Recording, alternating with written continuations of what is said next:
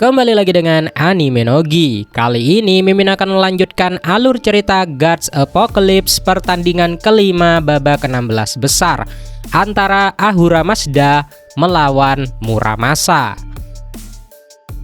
Cerita dimulai dengan tensi yang lumayan serius.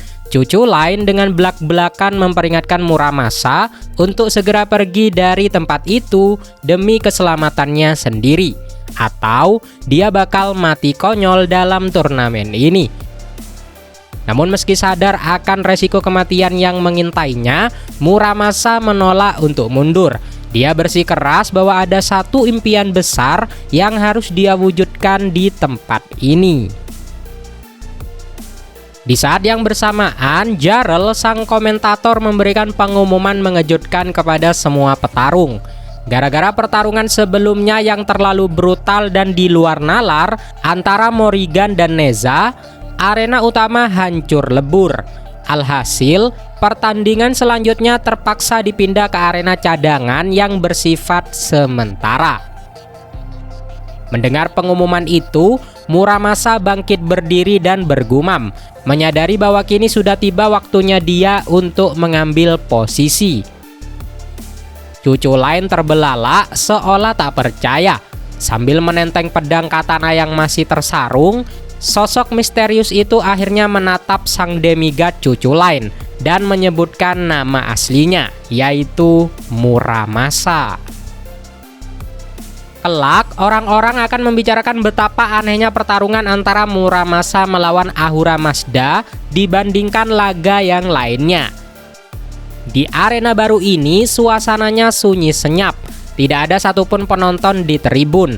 Sebagai gantinya, kursi penonton hanya dipenuhi oleh barisan layar monitor.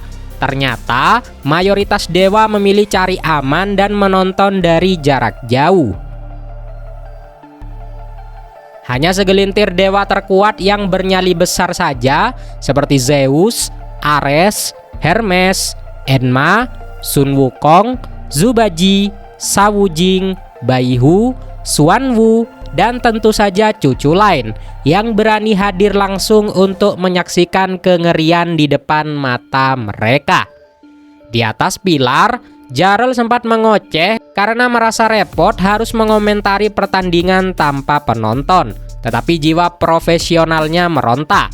Seorang komentator sejati harus bisa memanaskan penonton di kondisi apapun. Jarl pun memberikan sinyal agar para petarung memasuki arena. Saat petarung pertama melangkah masuk, Jarl memanaskan arena dengan rentetan pertanyaan. Apakah dia dewa atau roh? Apakah dia pahlawan atau justru bencana? Meski wujud aslinya masih diselimuti misteri, Jarl menegaskan bahwa eksistensinya bukanlah sekedar mitos. Di dunia manusia atau Midgard, namanya terukir lekat dalam legenda berdarah yang sangat ditakuti. Dialah sang suku Mogami Muramasa. Melihat hal itu, Cuculan menyeringai puas, menyadari bahwa firasatnya benar. Pria itu memang seorang petarung. Di sisi lain, Ares kebingungan dan bertanya kepada Hermes. Seumur hidupnya di Valhalla, Ares belum pernah mendengar nama Muramasa ataupun ras suku Mogami, dan sempat mengira kalau Muramasa adalah seorang outer gods atau dewa luar. Lalu Hermes dengan tenang menjelaskan sejarah Jepang, di mana benda mati seperti mangkuk atau piring yang digunakan selama hampir 1 abad akan mendapatkan jiwa atau roh. Benda-benda hidup semacam itulah yang disebut sebagai suku Mogami. Informasi buat kalian, dalam Gods Apocalypse, Muramasa diperkenalkan sebagai dewa baru yang merupakan perwujudan pedang pembuat katana terkenal dari era Sengoku, dan bertarung dengan kekuatan yang haus darah. Namun dibandingkan dewa-dewa elit Jepang lainnya, kasta suku Mogami ini sangatlah rendah. Sebagai dewa, Muramasa nyaris tidak punya rekam jejak. Hermes bahkan menyebutnya sebagai dewa muda tanpa nama, dan meragukan seberapa lama Muramasa bisa bertahan hidup, apalagi mengingat monster yang akan dihadapinya. Kini giliran petarung kedua yang memasuki arena. Jarl kembali mengambil alih narasi, mempertanyakan apakah sosok ini mewakili kebaikan atau kejahatan, cahaya atau kegelapan. Dengan lantang, Jarl membantah semua opsi itu dan mendeklarasikan, inilah sosok ilahi yang melampaui kebaikan dan kejahatan. Seketika itu juga gelombang ketegangan yang mencekik menyapu barisan dewa-dewa terkuat di sana. Normalnya, dalam sebuah pertarungan, niat membunuh hanya akan diarahkan kepada lawan. Tetapi saat berhadapan dengan dewa-dewa luar yang sangat berbahaya seperti Rahorakti, Morrigan, dan petarung ini yang dijuluki yang tak seimbang, aura mematikan itu menyebar ke segala arah tanpa pandang bulu. Bahkan Hermes sampai berkeringat dingin, sementara ia dan Zeus hanya bisa menyeringai tegang melihat sosok yang baru saja muncul ini.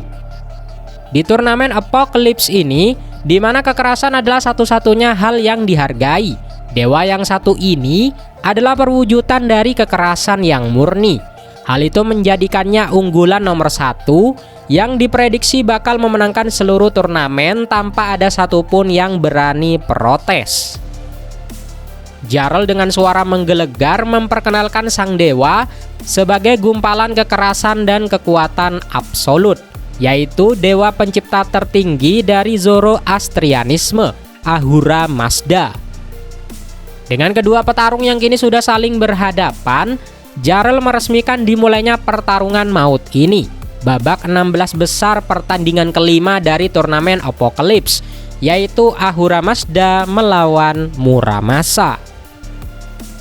Pertarungan ini diawali dengan tensi yang langsung memuncak, memperlihatkan sosok Ahura Mazda yang beringas dan siap menerkam Muramasa. Namun sebelum pertarungan benar-benar dimulai, kita ditarik mundur atau flashback ke abad 7 sebelum Masehi di Persia kuno untuk melihat asal-usul dewa yang dipuja di atas segala dewa ini. Di masa lalu, dunia terjebak dalam perang suci tanpa akhir yang disebut sebagai Gumeishun. Ini adalah pertempuran klasik antara pahlawan dan penjahat.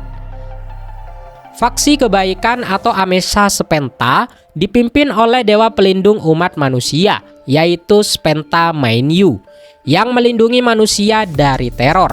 Ia dibantu oleh dewa-dewa pelindung lainnya, seperti Armaiti yang mewakili bumi, Ameretat yang mewakili tumbuhan, Asa yang mewakili api, Kesatra yang mewakili mineral, Haurfatat yang mewakili air, dan Vohumana yang mewakili hewan ternak. Mereka semua melawan faksi kejahatan atau Vendidat, dipimpin oleh Raja Iblis bernama Angra Mainyu, yang suka menyiksa manusia. Ia dikelilingi juga oleh dewa-dewa pembawa bencana seperti Akemmana yang mewakili hama, Druch yang mewakili kebohongan, Taurfi yang mewakili kenajisan, Zairik yang mewakili kekotoran, Taromaiti yang mewakili bumi ternoda, dan Saurfa yaitu kebusukan. Perang yang mereka kira akan berlangsung abadi ini tiba-tiba diinterupsi oleh datangnya kiamat, seekor monster naga berkepala banyak yang merupakan perwujudan dari kekacauan murni, Azidahaka turun dari langit. Monster ini tidak memihak kebaikan maupun kejahatan, dan dia akan mengancam eksistensi semuanya. Akhirnya, faksi kebaikan dan faksi kejahatan menghadapi musuh bersama. Sebuah keajaiban atau justru kutukan ini pun terjadi. Hati sang dewa kebaikan dan dewa kejahatan bertransendensi. Mereka bergabung, menyatukan cahaya dan kegelapan, melampaui batasan mereka untuk menjadi satu entitas baru. Dengan kekuatan petir yang dahsyat, wujud baru ini menghancurkan monster Azidahaka hingga tak bersisa. Dan setelah bergabung, mereka telah memasuki ranah dewa tertinggi. Namun tragedi sesungguhnya baru saja dimulai. Para dewa kebaikan kebingungan melihat wujud baru dari pemimpin mereka. Tiba-tiba, tanpa peringatan, entitas baru itu menyerang Armaiti sang dewa bumi. Melihat hal itu, para dewa kejahatan tertawa kegirangan. Mereka mengira itu adalah wujud baru dari bos mereka, yaitu Angra Mainyu, dan bahkan menawari entitas baru itu cincin. Namun entitas baru itu langsung berbalik dan membunuh Taurvi, sang dewa kenajisan. Di tengah kebingungan dan kepanikan kedua kubu, sosok itu mendeklarasikan bahwa dirinya bukanlah Spenta Mainyu dan bukan pula Angra Mainyu. Ia telah melampaui konsep baik dan jahat. Dengan satu tebasan brutal, ia membantai seluruh dewa yang ada di sana tanpa sisa dan memperkenalkan dirinya sebagai Ahura Mazda. Kembali ke masa kini, Jarl berteriak menandakan dimulainya pertarungan. Aura di arena langsung berubah drastis. Dewa-dewa elit yang menonton merasakan ketegangan yang luar biasa akibat niat membunuh murni atau kemurnian absolut yang dipancarkan oleh Ahura Mazda. Ahura Mazda tidak membuang waktu. Tangan kirinya memusatkan energi hitam yang berputar, sementara tangan kanannya diselimuti petir yang menyambar. Ia pun melesat dengan kekuatan penuh ke arah lawannya, yaitu Muramasa. Ares yang menonton dari pinggir lapangan sampai gemetar ketakutan saat melihat serangan brutal pembuka itu. Namun apa yang terjadi selanjutnya membuat seluruh Valhalla terdiam. Sang dewa muda tanpa nama atau Sukumogami Muramasa dengan sangat tenang menarik katananya dari sarung katananya. Dalam sekejap mata, Muramasa menebas Ahura Mazda menjadi dua bagian.